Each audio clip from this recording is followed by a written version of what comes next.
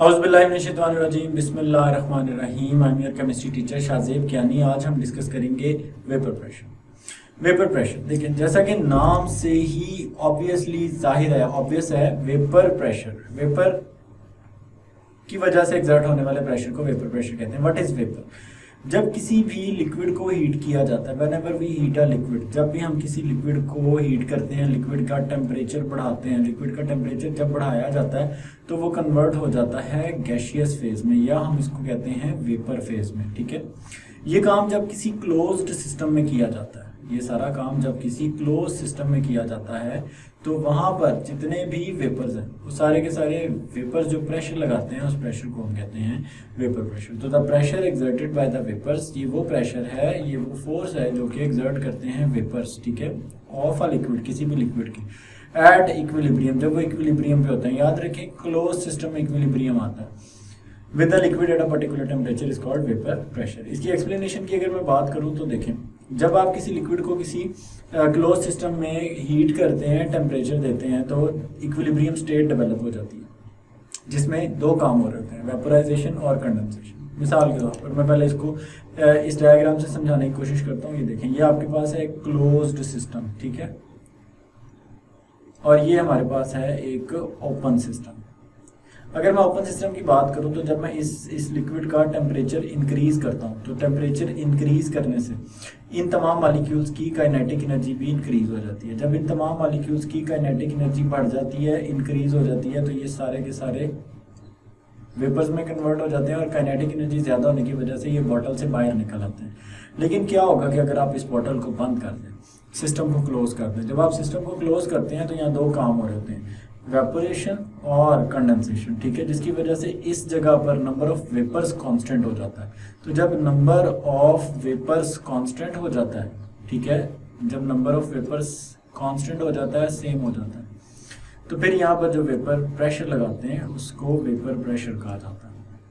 तो open surface of a liquid molecule evaporate and mix up in the air. वो कहता है open surface में मॉलिक्यूल्स इवेपोरेट करते हैं और वो मिक्स हो जाते हैं, किसके साथ मिक्स हो जाते हैं? एयर के साथ, ठीक है। But when we close the system, लेकिन जब हम कैप क्लोज कर देते हैं बॉटल का, या जब हम सिस्टम क्लोज कर देते हैं, इवेपोरेटेड मॉलिक्यूल स्टार्ट गैदरिंग, ये तमाम मॉलिक्यूल्स इकट्ठे हो जाते हैं over the liquid surface. Initially शुरू में क्या होता है कि the vapour condense slowly and return to the liquid, लेकिन बाद में कुछ देर के बाद क्या होता है कि कंडेंसेशन प्रोसेस इंक्रीज हो जाता है और एक स्टेज आती है जब रेट ऑफ इवेपोरेशन, ठीक है, रेट ऑफ इवेपोरेशन ये बराबर हो जाता है रेट ऑफ कंडेंसेशन के, ठीक है। इवेपोरेट करने की स्पीड और कंडेंस करने की स्पीड, दोनों की जो स्पीड है वो दोनों की बराबर हो जाती है। ऐसी पोजीशन को हम कहते हैं डायनामिक इक्विलिब्रियम। एक स्टेज है जिसके ऊपर number of molecules evaporating will be equal to, बराबर हो जाते हैं, to the number of molecules coming back to the liquid, ठीक है। जब नंबर ऑफ मॉलिक्यूल्स जो लिक्विड की सरफेस से निकल के जा रहे हैं वो बराबर हो जाते हैं वापस आने के, दो प्रोसेसेस सेम स्पीड पर हो रहे हैं बट डिफरेंट डायरेक्शन में हो रहे हैं, इसको डायनामिक इक्विलिब्रियम कहा जाता है। डायनामिक इक्विलिब्रियम की जो स्टेट है, यहाँ देख सकते हैं कि शुरू में आप देखें यहाँ पर इवेपोरेशन मैक्सिमम है और कंडेंसेशन जो है ये मिनिमम है। अब यहाँ पर देखें कि इवेपोरेशन भी है, ठीक है, इवेपोरेशन भी मैक्स है और condensation a little bit less है, ठीक है। जबकि यहाँ पर देखें, यहाँ पर दोनों काम हो रहे हैं, यहाँ पर रेट ऑफ इवेपोरेशन बराबर हो गया रेट ऑफ कंडेंसेशन के, तो इसको कहते हैं डायनामिक इक्विलिब्रियम। अगर हम फैक्टर्स की बात करें कि वेपर प्रेशर किन फैक्टर्स पर डिपेंड करता है, तो तीन फैक्टर्स हैं जी, nature of liquid, size of molecule और temperature. Nature of liquid depend करती है। अगर मैं वेपर प्रेशर की बात करूं तो आपने ना वेपर प्रेशर के लिए एक शॉर्टकट याद रखना है कि vapour pressure is directly proportional to evaporation which is directly proportional to the number of vapours. जितने ज़्यादा वेपर्स होंगे, इसका मतलब है इवेपोरेशन बहुत ज़्यादा हुई है, इवेपोरेशन ज़्यादा होगी, नंबर ऑफ वेपर्स ज़्यादा होंगे, जिससे वेपर प्रेशर ज़्यादा होगा। तो it has a direct relation with evaporation which has a direct relation with the number of vapours. तो नेचर ऑफ लिक्विड की अगर मैं बात करूं तो मेरे पास दो तरह के लिक्विड हैं, या तो लिक्विड पोलर है या फिर लिक्विड नॉन पोलर है। तो जो पोलर लिक्विड है उसके लिए आप लोगों ने याद रखना है उसकी इवेपोरेशन स्लो है, इवेपोरेशन कम है, जिसकी वजह से उसका वेपर प्रेशर भी कम है। जबकि अगर मैं किसी नॉन पोलर लिक्विड की बात करूं तो नॉन पोलर लिक्विड में इवेपोरेशन ज़्यादा और वेपर प्रेशर भी उसका ज़्यादा होता है, ठीक है। तो पोलर लिक्विड है low vapour pressure, polar liquid का वेपर प्रेशर लो है, लेस है than the non polar liquid. Non polar liquid की निस्बत, मैं आपको इसकी एक एग्जांपल दूं तो पहले इसकी रीज़न डिस्कस करते हैं। पोलर लिक्विड में स्ट्रॉन्ग इंटरमॉलिक्यूलर फोर्सेस, ठीक है, पोलर लिक्विड में बड़ी ज़्यादा स्ट्रॉन्ग इंटरमॉलिक्यूलर फोर्सेस मौजूद होती हैं, जबकि नॉन पोलर में वीक इंटरमॉलिक्यूलर फोर्सेस मौजूद होती हैं। तो this is because strong intermolecular forces between polar molecules and weak between. अब मैं अगर इसकी एग्जांपल दूं तो आप देखें, वाटर जो है इसका वेपर प्रेशर कम है। Water is a polar substance, water polar substance है और पोलर सब्सटेंस का वेपर प्रेशर कम होता है, ठीक है। इसी तरह से अगर मैं अल्कोहल की बात करूं तो अल्कोहल जो है it is a non polar substance, alcohol एक नॉन पोलर सब्सटेंस है और अल्कोहल का वेपर प्रेशर काफ़ी हाई है, काफ़ी ज़्यादा होता है as compare to water. Size of molecule, मैं इसका एक लिंक आपको पहले बता दूं कि size of molecule is inversely proportional to the vapour pressure.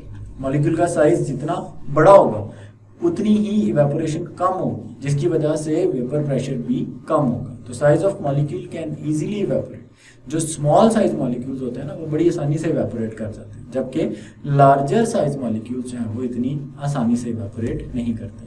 तो greater the size laser will be the vapour pressure and lesser the size greater will be the vapour pressure. अगर हम एग्जांपल की बात करें तो हमारे पास देखें हेक्सेन और डकेन। हेक्सेन C6H14 और डकेन C10H22। ये देखें, ये एक बिग साइज ये स्मॉल साइज मॉलिक्यूल है, ठीक है, it is a small size molecule. और ये जो आपके पास है इट इज अ लार्ज या it is a big molecule. अब इसका जो वेपर प्रेशर है वो ज़्यादा है, जबकि डकेन के वेपर प्रेशर की बात करें तो डकेन का वेपर प्रेशर कम है, just due to the difference in the size. और उसकी रीज़न ये है कि C6H14 इवेपोरेट करता है तेज़ी के साथ, ठीक है, और वो ज़्यादा वेपर्स बनाता है जिसकी वजह से वो ज़्यादा प्रेशर एक्सर्ट करता है। जबकि डकेन की बात करें तो डकेन की इवेपोरेशन स्लो है, ठीक है, डकेन जो है ये स्लो इवेपोरेशन देता है।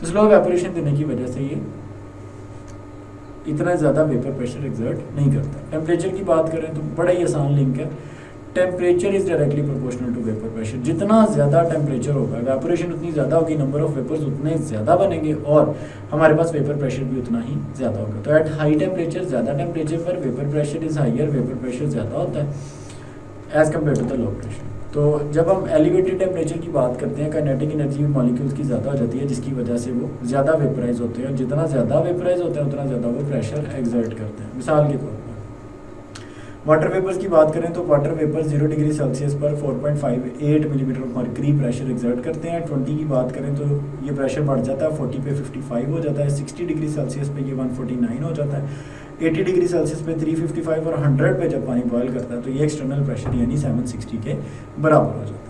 तो ये था जी हमारे पास एक छोटा सा topic vapour pressure. See you guys in my next video, take care, अल्लाह हाफिज़।